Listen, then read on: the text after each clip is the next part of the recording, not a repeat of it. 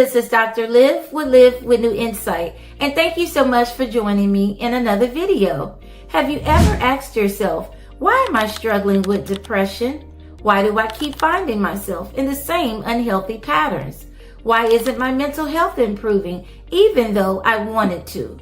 These are questions I often hear in therapy, and one of the first things I help my clients understand is that healing isn't just about reducing symptoms. It's about understanding how the problem developed, what keeps it going, and what you can begin doing differently to heal. And one of the best ways to improve your mental health is to better understand it.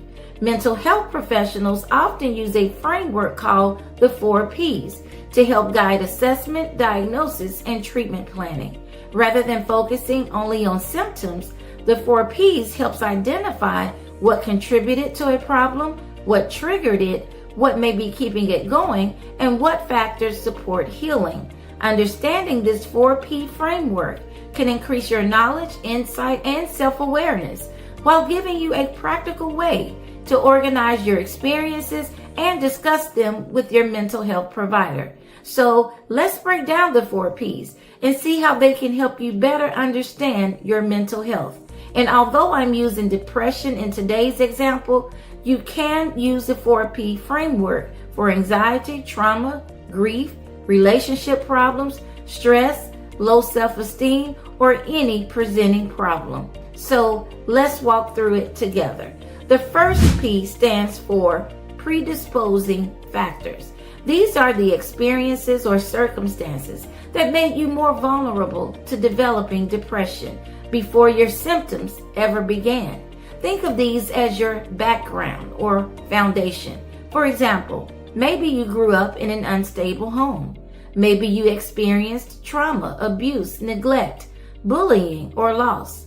Perhaps depression runs in your family. Maybe you were constantly criticized growing up or learned to believe that your worth depended on pleasing everyone else. These experiences don't automatically cause depression, but they can increase your vulnerability. And people always leave. I'm a failure. I'm unlovable. Nothing ever works out for me. These core beliefs often influence how we think, feel, and respond to life's challenges. So understanding your predisposing factors helps you to gain insight into where some of those core beliefs may have originated. The second P stands for Precipitating Factors.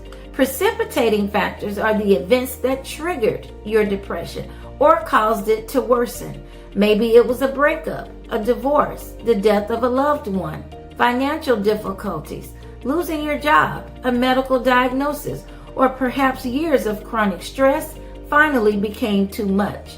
And a question that the precipitating factors answers is, what happened that brought my symptoms to the surface?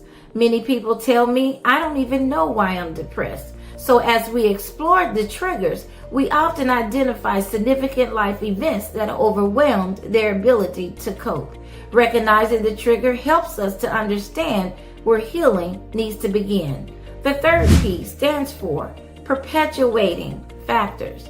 These are the thoughts, behaviors, habits, and situations that unintentionally keep depression going. And this is where therapy can be very beneficial because these are often the areas that we can change, even though we may feel like we cannot. Some examples include negative self-talk, isolating yourself, avoiding responsibilities, poor sleep, lack of structure, staying in unhealthy relationships, avoiding difficult conversations, neglecting self-care, and using unhealthy coping strategies. Although these behaviors may bring temporary relief, they often strengthen depression over time. So before I discuss the fourth P in the framework, I want to introduce what is known as the DOC method that I often emphasize in many of my videos. DOC stands for doing things that are different, opposite, and challenging to form new and healthier habits. Healing requires us to intentionally interrupt old patterns. For example, if you've been isolating, maybe you can call or visit a friend. If you've stopped exercising, maybe you can take a 10-minute walk. If you've been avoiding therapy, maybe today is the day you schedule an appointment. Next, ask yourself, what would be the opposite of what depression wants me to do? Depression often tells us to withdraw, stay in bed, give up, and disconnect. So healing usually asks you to move in the opposite direction. Finally, ask yourself, what healthy behaviors feels challenging but would help me grow? Growth rarely happens in your comfort zone. So every time you choose the DOC, doing something different, opposite, or challenging, you're creating healthier habits. Now, the fourth P stands for protective factors. Protective factors are the strengths, supports, resources, and healthy coping habits that help you recover and reduce the impact of depression or your presenting problem. So protective factors may include supportive family or friends, therapy, faith or spirituality, medication if appropriate, exercise, healthy routines, journaling, healthy coping skills, meaningful hobbies, positive relationships, and problem-solving skills. So the goal of therapy isn't simply to eliminate symptoms, it's to help you build enough protective factors so that you're better equipped to manage life stressors.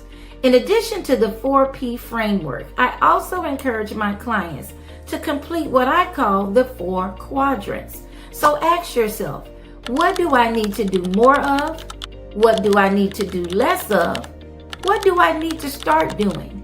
What do I need to stop doing? For example, maybe you need to do more exercise, spend more time with supportive people, and practice gratitude.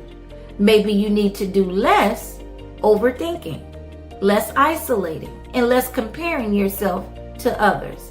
Maybe you need to start journaling, attending therapy, setting healthier boundaries, or following a daily routine. And maybe you need to stop neglecting yourself, avoiding difficult emotions, or staying in unhealthy environments. Therefore, combining the DOC acronym and the 4 quadrants helps you to build new and healthier habits. Each time you choose to do something different, opposite, or challenging, you're strengthening healthier coping skills. Each time you ask yourself what you need to do more of, less of, start doing, or stop doing, you're intentionally building protective factors into your life. You're no longer waiting for motivation. You're creating a roadmap for change. And that's how insight becomes action. And action is what creates lasting change. So remember, therapy isn't just about talking about your problems. It's about understanding your patterns, learning healthier coping skills, and practicing new behaviors until they become healthier habits. And that's where healing and positive growth and change begins. Thanks for watching, and I'll see you in another video.